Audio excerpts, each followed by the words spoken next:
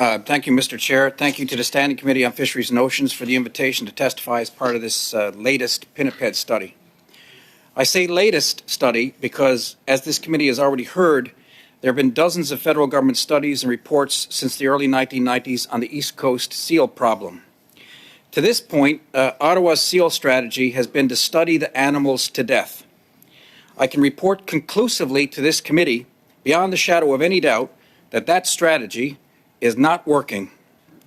It was only last year that the Federal Minister of Fisheries and Oceans, in the biggest single advancement for the pro-sealing cause in decades, acknowledged, on behalf of the Government of Canada for all of the nations of the world to hear, that seals eat fish. What sweet central Canadian words those were to the ears of small boat fishermen and women of Newfoundland and Labrador, Mr. Chair. There's an old joke back home that seals don't eat Kentucky Fried. But that joke stopped being funny years ago when the inshore fishery began fading before our eyes on every coast of Newfoundland and Labrador. As the seal population of Atlantic Canada has ballooned to 10 million plus animals, the number of small boat enterprises in my province alone, the sector that CNL represents, has dropped like a rock from more than 20,000 in 1992 to just over 3,200 today, and dropping every single year. That is no coincidence. Seal population up, fishermen population down. I attended a Northern Cod advisory this week in St. John's, and DFO mathematicians, they can't be called scientists anymore because there's not been any solid seal science in years. DFO mathematicians said with absolute confidence that seals do not impact Northern Cod. I remind the committee that this is year 31 of what was supposed to be a 2-year Northern Cod moratorium.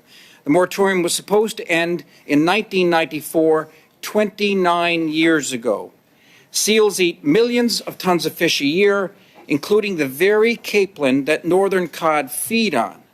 Yet DFO managers and mathematicians, who, to be frank, have precious little credibility back home, can say with supreme confidence, the most confidence that I've ever heard DFO speak about any species, that seals are not having an impact on cod, are not really having an impact on any species, not snow crab, not northern shrimp, not capelin. DFO's poster boy species for successful fisheries management in eastern Canada is the seal, at the expense of the wild commercial fisheries, groundfish, pelagics, shellfish.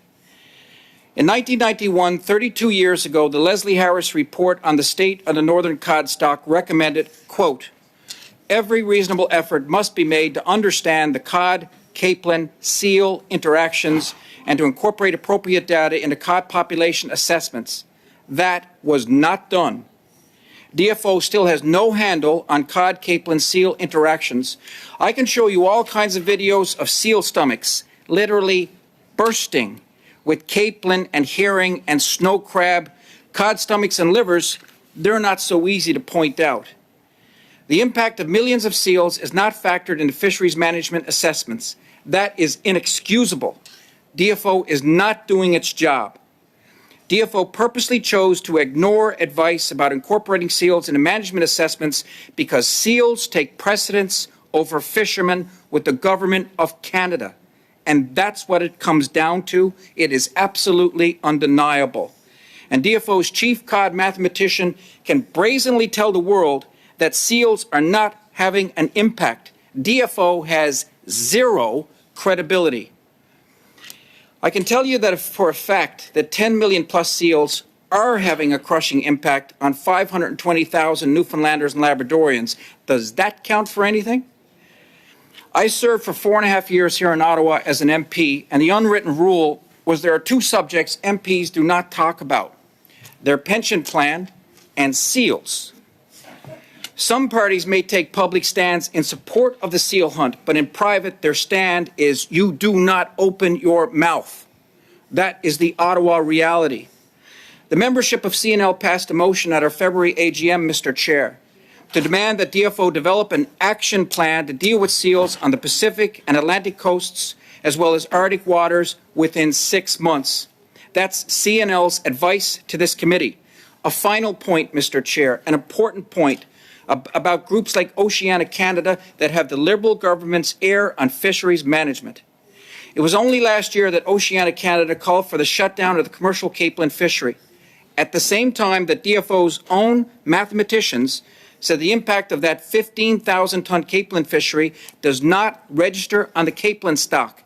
It does not register. Not comparable in any way to the millions of tons consumed by seals.